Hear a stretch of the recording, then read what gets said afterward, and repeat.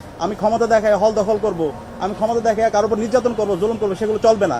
যে করবেন তার বিরুদ্ধে আমরা প্রতিরোধ জারি রাখবো। ক্যাম্পাসগুলোতে বিভিন্ন ধরনের হুমকি আসছে, শিক্ষার্থীদেরকে ভয় ভীতি দেখানো হচ্ছে, দেখে নেওয়ার হুমকি দেওয়া হচ্ছে। আরে ভাই, আমরা সাবধান করছি, এই হুমকির রাজনীতি এখন চলবে না।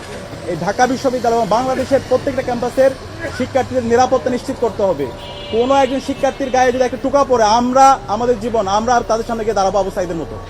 ঢাকা বিশ্ববিদ্যালয় এবং বাংলাদেশের কোনো ক্যাম্পাসে কেউ যদি গণরুম তৈরি করতে চায়, গ্যাস রুম কালচার তৈরি করতে চায়, সে আবার ভাইয়ের পলিটিক্স তৈরি করতে চায়, সে আবার দাসের রাজনীতি করতে চায়, আমরা হইতে দিব না। আমরা বেঁচে থাকতে এটা হইতে দিব না, সেটা চলবে না। সে রাজনীতি গণ হয়ে গেছে। সুতরাং কেউ যদি আবার মনে করেন যে না, ক্ষমতা আসছি, আমি ক্ষমতা দেখায় হল দখল করব, আমি ক্ষমতা দেখায় কারোর উপর নির্যাতন করবো, জুলুম করবো, সেগুলো চলবে না।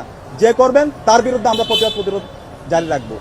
আমরা যদি এরকম দেখতে পাই, এবং বিশ্ববিদ্যালয়ের শিক্ষার্থীদেরকে আমরা আশ্বস্ত করছি, আপনারা কাউকে ভয় পাবেন না। সে যে হোক, কেউ যদি হুমকি দেয়, আমরা ইতিমধ্যে ডাকসুর পক্ষ থেকে আমাদের পেজে ঘোষণা দিয়েছি, আইন ও মানবাধিকার সম্পাদক নাম্বার দিয়েছেন, একটা মেল দিয়েছি। কেউ যদি হুমকি দেয় আমাদেরকে অভিযোগ দিবেন, আমরা দেশীয় আইন এবং বিশ্ববিদ্যালয়ের যে আইন সেই অনুযায়ী আমরা তাদের বিরুদ্ধে ব্যবস্থা গ্রহণ করবো। আমরা চাই না এই কথাগুলো আমাদের জন্য খুবই কষ্টের। আমরা চেয়েছিলাম জুলাই বিপ্লব পরবর্তী নতুন বাংলাদেশ হবে একটা ঐক্যের বাংলাদেশ। নতুন বাংলাদেশ হবে কীভাবে আমরা সারা বিশ্বব্যাপী নেতৃত্ব দিতে পারি, বিজ্ঞান, প্রযুক্তি, শিল্প, সাহিত্য, সংস্কৃতির মাধ্যমে এবং জাতীয় ঐক্যের মাধ্যমে বাংলাদেশকে একটা পূর্ণাঙ্গ ন্যাশন হিসেবে কীভাবে বিল্ড আপ করতে পারি, সে বাংলাদেশ হবে। এবং নির্বাচন পরবর্তী আমরা সেটা আশা করেছিলাম।